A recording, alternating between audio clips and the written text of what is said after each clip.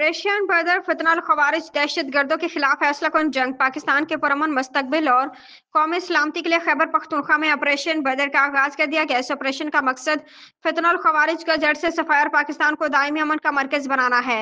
Security forces ने वाज़ेह कर दिया कि फितना खवारिज दहशत गर्दों और उनके सरपरस्तों को कैफरे किरदार तक पहुंचाया जाएगा, सरहदों का नाकाबिले तस्कीर दफा यकीनी बनाया जाएगा, बैरूनी साजिशों का मौसर जवाब दिया जाएगा, अवाम में शौर और यकजहती को फरोग दिया जाएगा ताकि पूरी कौम दहशत गर्दी के खिलाफ मुतहिद हो। दहशत गर्दों के ठिकानों का सफाया किया जाएगा।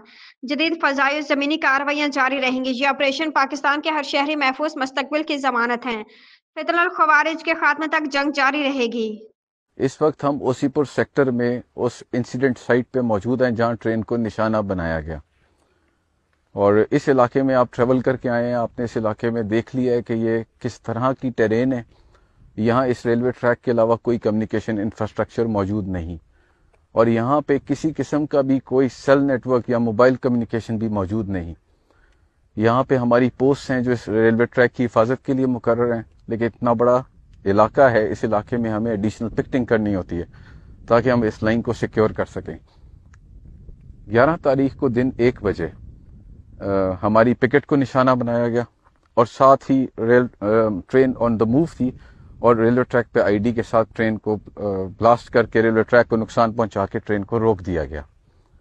और इस एक्सचेंज इस टाइम तक वो बीएलए वाले सिर्फ हमारी पोस्ट के साथ इंगेज थे, and we were engaged with them. वहां पे हम निशाना बना रहे थे उनको पहाड़ों में, हमने अपने मोटर से अपने फायर से उनको इंगेज किया, लेकिन इतने रास्ते हैं इधर, इतने नाले हैं, कवर्ड अप्रोचेज हैं, they could manage and sneak इन, और ट्रेन तक पहुंच गए। सो जब वो ट्रेन पे पहुंच गए तो उन्होंने आते साथ ही लोगों को बाहर निकाल के बिठाना शुरू कर दिया, और ट्रेन को हम इंगेज नहीं कर सकते थे। उन्होंने इन लोगों को ह्यूमन शील्ड के तौर पे यूज किया, और फिर हमारी इंगेजमेंट का पैटर्न फिर चेंज होता गया। हमारे जो लोग पिकेट पे थे, हमारे सोल्जर्स, उनमें से 3